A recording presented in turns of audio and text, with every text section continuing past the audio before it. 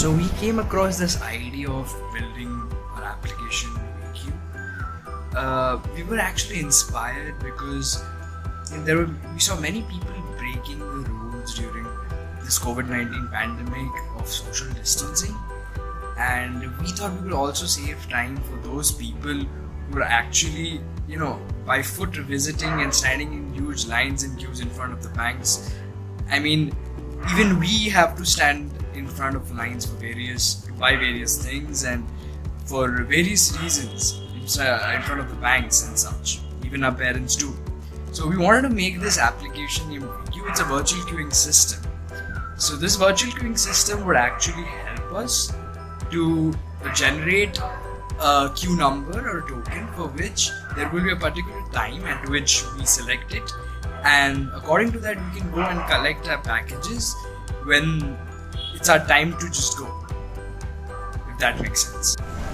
So I'll start by showing you what a virtual queue system is actually, and then we'll move on to how VQ works, until which we have how much we have worked on it and how much work is still left to do and what we plan to do in the future too.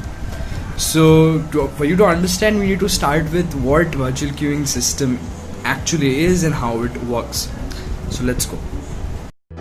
Now, as you can see that standing in queues is very hassle-some. Even during this pandemic, standing in front of government offices, ration shops and various other grocery shops is actually restricted, yet people do so. That's where the concept of virtual queuing system comes in. So let me explain what virtual queuing system is. As you can see in this picture, the virtual queuing system works when the customer needs to scan a QR code and the customer chooses a service and it receives a mobile ticket.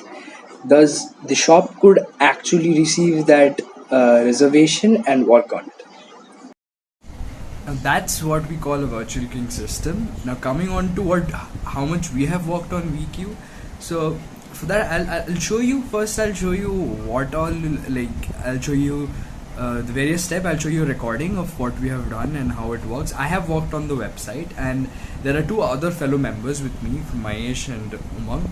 Unfortunately, I wouldn't be able to show you how the app works, but I'll show you how my website is working and I've hosted in a local server currently.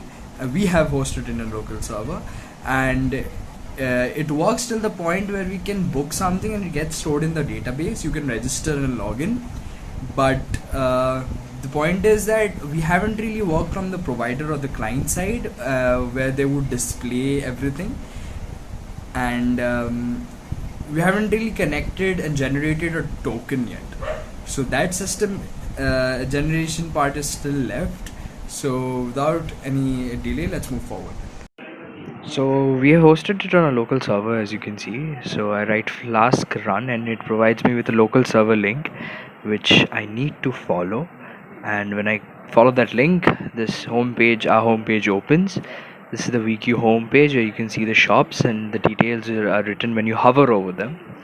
So first of all, you need to sign in or create an account. It'll ask you customer or you're from the provider side. So if you're a customer, I chose customer. As you can see, you can sign in and sign up right here. If you already have an account, you can sign in.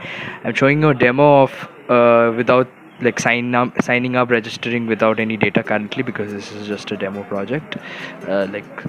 So I'm opening one of the shops for the reservation purpose. So let's go, and I'll show you what to do. You can select Monday here and go with the time 10, and you can select up to 2 visitors for now and book slot. It will showing us internal server error, but apparently it will show you a token that you need to show in the token generation.